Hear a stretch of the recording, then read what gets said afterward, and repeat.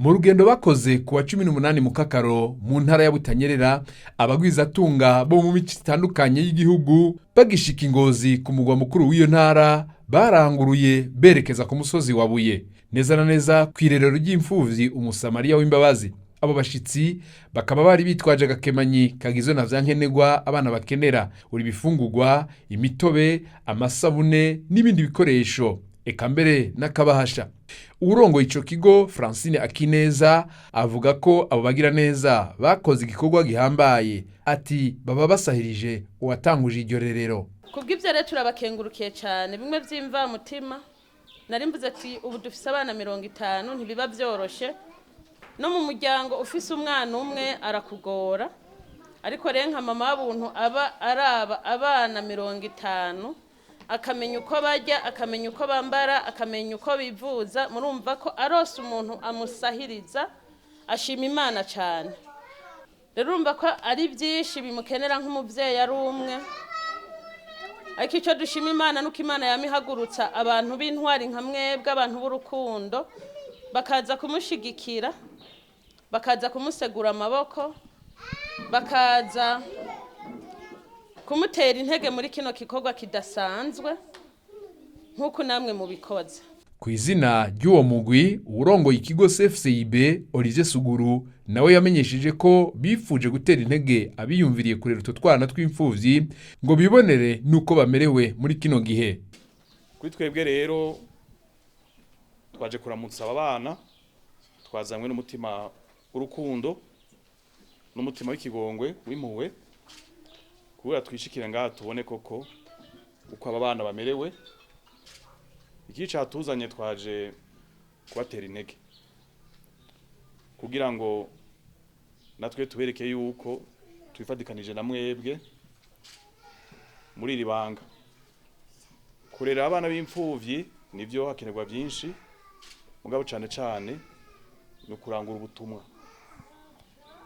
ndetse n'izina ryo ngaha ririvugira kuhita Umusamariya w'ikigongwe, abazi Bibiliya murayica ibisiguro. Rero nivyo twaje twibangikanije agakemanyi, si ibintu byinshi cyane, mugabo twabizanye tubikuye ku mutima, umutima w'urukundo uko nabivuze, twazi ko mukeneye byinshi. Iri rero ni intango, mwavuze ko rero baza, naho twe tutari bwashike, si umunsi wa nyuma tuzogaruka. Bavuye ngaho babandanirije urwo rugendo shure ku ruganda Burundi Brewery rukora ibinyobwa nk'inzoga n'amazi, ubwo nago rukaba ruri mu kiyaya cyo mu Vyegwa. Abo bashitsi bakaba bararonse akaryo ko gutemberezwa mu ruganda birabira ubuhinga bukoreshwa mu guhingura ibinyobwa. Hakurikiye umubonano hagati yabo bagwizatunga urongoye CFCIB hamwe n'umushikiranganje mu vyajeje hari mu budandaji yari yateye iteka urwo rugendo shure. Mu kiyago bagiranye abo bagwizatunga bamumenyesheje ko bari ku kivi, yamara ngo n'intambamye ntizibuze.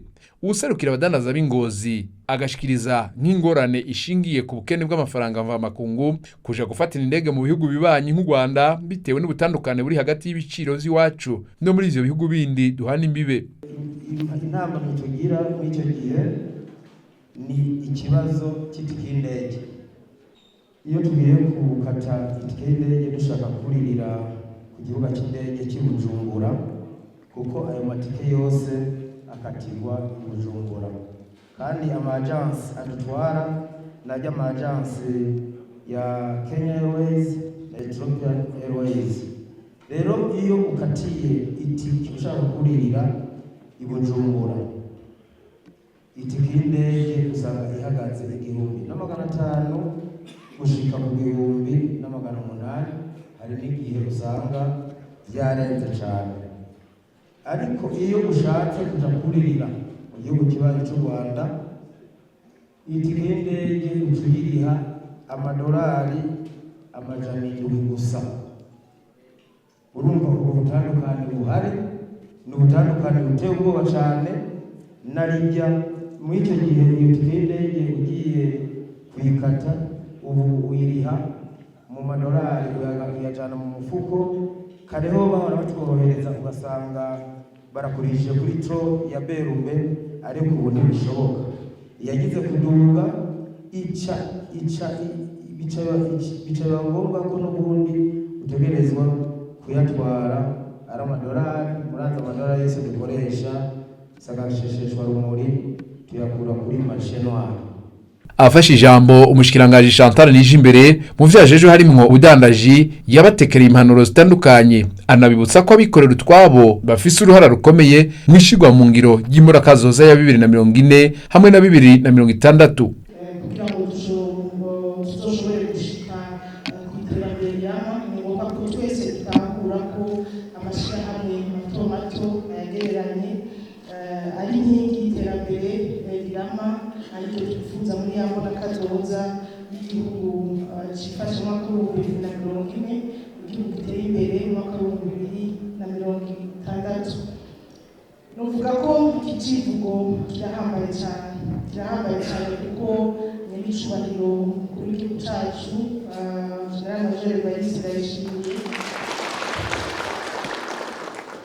mu ngendo akunda gukora no mu biganiro akunda kugiranira n'abenegihugu muri rusange arashimikira cyane ku gisata cy'abikorera utwabo kugira ngo dushobore gushika kuri iyo mbonakazoza y'igihugu cifashe mu mwaka w'ibihumbi 2040 n'igihugu giteye imbere mu mwaka w'ibihumbi 2060. uwo munsi ukaba wasozewe mu kanyamuneza ntangere biginana.